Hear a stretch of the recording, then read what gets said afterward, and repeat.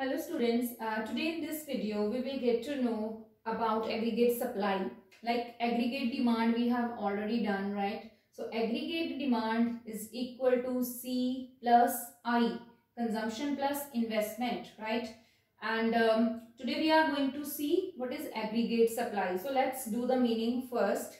Aggregate supply refers to the total value of output available for purchase. What things will be available for purchase?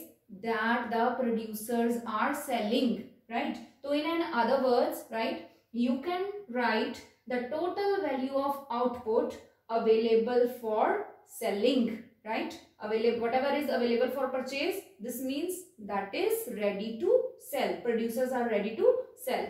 So it refers to the total value of output available for purchase by the economy on a given level of employment. So the total amount of goods and services which are ready to be sold in the economy, this is known as aggregate supply.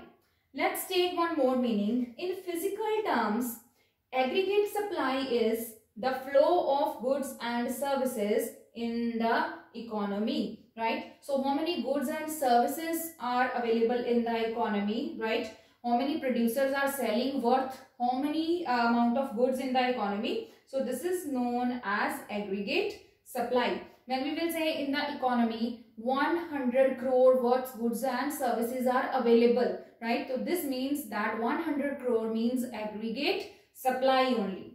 So thus it represents cost of producing the output paid to the factors of production in the form of rent, wages, interest and profit. Now the question is, see, if we are talking about that we have produced the goods worth 100 crore and the same amount of goods are available in the economy.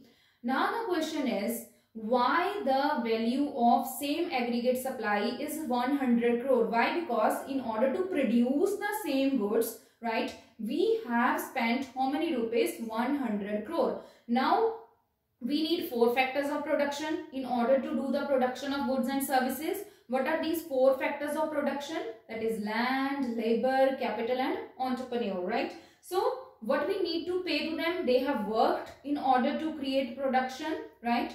And now we need to pay them wages, interest, right? Then capital, rent, wages, interest and profit. So whatever the sales are there, whatever the production is there available in the economy, right? In other words, what is the cost of producing the same, right? The cost of producing the same will depend upon whatever is the value of different factors of production. So aggregate supply is equal to net national product at factor cost. I guess from rent, wages, interest and profit, one thing must have come in your mind, that aggregate supply is equal to income method. As I told you that aggregate demand is equal to the expenditure method, right? Because when we will buy the things, this means we are doing expenditure. But when we are producing the things, this also means that we are spending money, but now we are spending money on factors of production. We are paying money to the rent, wages, interest and